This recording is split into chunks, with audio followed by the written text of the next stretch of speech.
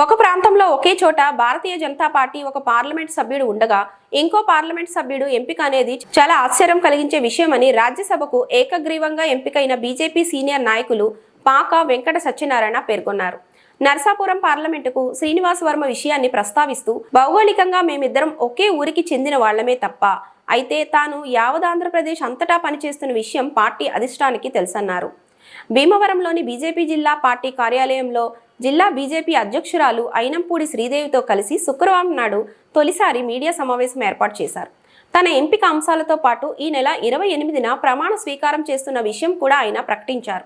4 సార్లు ఆంధ్రప్రదేశ్లో ఎన్నికలు మేనిఫెస్టో .in కమిటీలో మెంబర్గా ఉన్న కారణంగా అనేక సందర్భాల్లో రాష్ట్ర కార్యవర్గ సమావేశాల్లో మసాయిదా తీర్మానాలను ప్రవేశపెట్టిన అంశాలను పరిగణలో తీసుకోవటం, వ్యవసాయాధార ఆదాయం వ్యయం, అనేక పరిశ్రమలకు సంబంధించి విషయాలను సృజిస్తూ అనేక ప్రాంతాలలో మౌలిక వసతుల కల్పన వంటి ఆలోచనలు అన్నిటినీ క్రోడీకరించి ఇలా అన్ని అంశాలను పరిశీలించి తన ఎంపికకు అవకాశం కల్పించారన్నారు. తన ఎంపిక విషయంలో తెలుగుదేశం పార్టీ అధినేత చంద్రబాబు నాయుడు, జనసేన పార్టీ అధినేత పవన్ కళ్యాణ్లకు ప్రత్యేక ధన్యవాదాలు తెలియజేసుకుంటున్నట్లు చెప్పారు. మీడియా మిత్రులకి అందరికీ కూడా నమస్కారాలు. ఆంధ్రప్రదేశ్ రాష్ట్రం నుంచి ఖాళీ అయిన రాజ్యసభ స్థానానికి ఎన్డీఏ కూటమిలో భాగంగా భారతీయ జనతా పార్టీకి కేటాయించారు. ఆ కేటాయించినటువంటి స్థానాన్ని నాకు కట్టబెట్టిన విషయం మీ అందరికీ కూడా తెలుసు. ఆంధ్రప్రదేశ్లో భారతీయ జనతా పార్టీ యొక్క ఆలోచన విధానాన్ని మరొకసారి స్పష్టం చేసింది కేంద్ర భారతీయ జనతా పార్టీ. 2 స్పష్టమైనటువంటి సంకేతాలు ఈ సమాజానికి భారతీయ జనతా పార్టీ నాయకత్వం తెలియజేయడం జరిగింది. ఒకటి, సుదీర్ఘకాలంగా పనిచేసేటటువంటి కార్యకర్తకి ఒక సముచిత స్థానం కల్పించగలిగేటటువంటి సత్తా కలిగిన ఏకైక రాజకీయ పార్టీ బీజేపీ అని.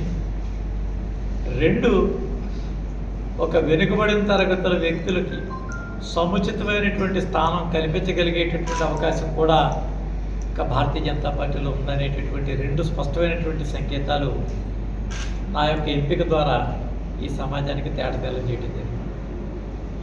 దేశంలో అత్యున్నతమైనటువంటి సభకి ఎంపిక చేసేటటువంటి విషయంలో కేవలం కులము మతమే ఆధారం కాకుండా పార్టీ పట్ల నిబద్ధత, అదే రకమైనటువంటి క్రమశిక్షణ ఆధారం కాకుండా విషయాల పట్ల అవగాహన, వీటన్నిటినీ కూడా ప్రామాణికంగా తీసుకున్నటువంటి విషయాలు కూడా నేను తెలియజేస్తా ఉన్నాను. 4 మార్లు ఆంధ్రప్రదేశ్ రాష్ట్ర ఎన్నికల మేనిఫెస్టో డ్రాఫ్టింగ్ కమిటీలో మెంబర్గా ఉన్న కారణంగా అనేక సందర్భాల్లో రాష్ట్ర కార్యవర్గ సమావేశాల్లో తీర్మానాలు ప్రవేశపెట్టినటువంటి విషయాలతోటి వ్యవసాయ ఆధార, మత్స్య, రొయ్య అనేక పరిశ్రమలకు సంబంధించినటువంటి విషయాలను సృజిస్తూ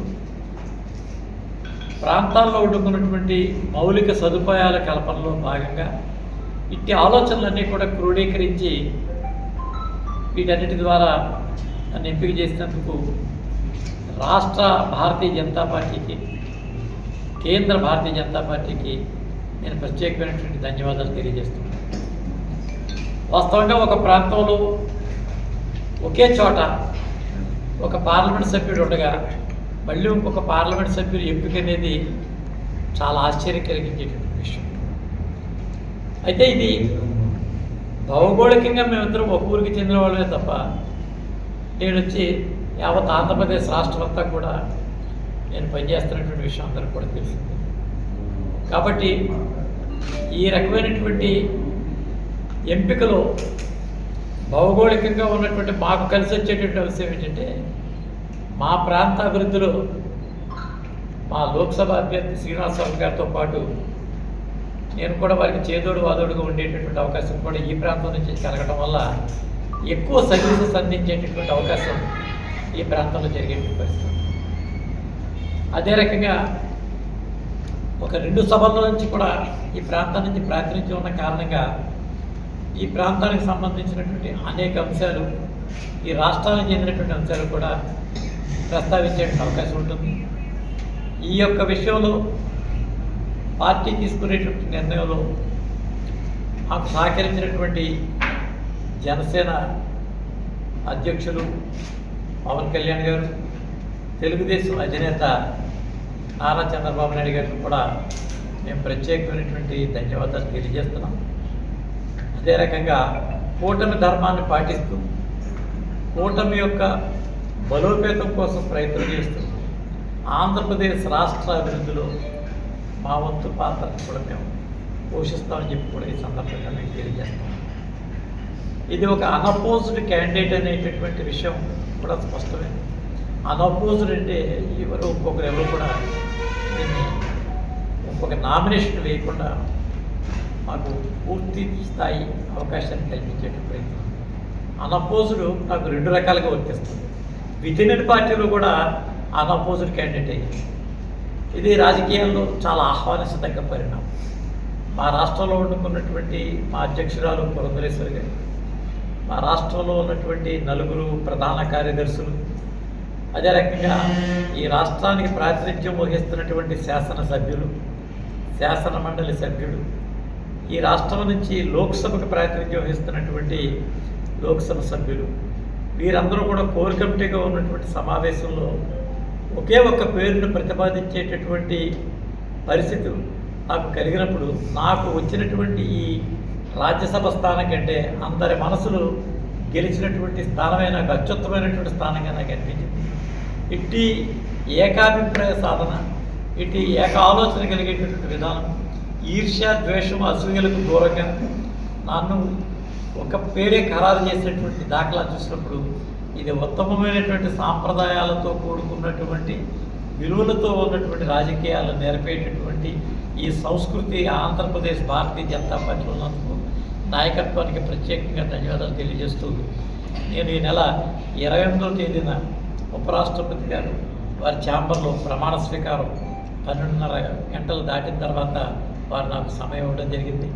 అయితే ఇందున సుమారు 10 మంది సభ్యులకి అనుమతి ఇవ్వడం జరిగింది. ఈరోజు ఉన్నటువంటి పరిస్థితుల్లో అటు ప్రోటోకాల్ కానీ, ఇటు జరుగుతున్నటువంటి భారతదేశంలో ఉన్నటువంటి ఆంతరంగిక శాంతి భద్రతల విఘాత స్థితిని కూడా పరిశీలన చేసిన తర్వాత అభ్యర్థులకు ఎంపిక కూడా నామినేషన్గా ఆ 10 మందిని కన్ఫైన్ చేయడం జరిగింది. కాబట్టి వీరందరి సమక్షంలోనే ఈ నెల 28వ తేదీన నేను పూర్తి స్థాయి ప్రమాణ స్వీకారం చేసి అక్కడ పెద్దలందరినీ కూడా కలిసి వారికి ప్రత్యేకంగా ధన్యవాదాలు తెలియజేసి నేను కార్యోన్ముఖుడు కాగలని చెప్పి మరొకసారి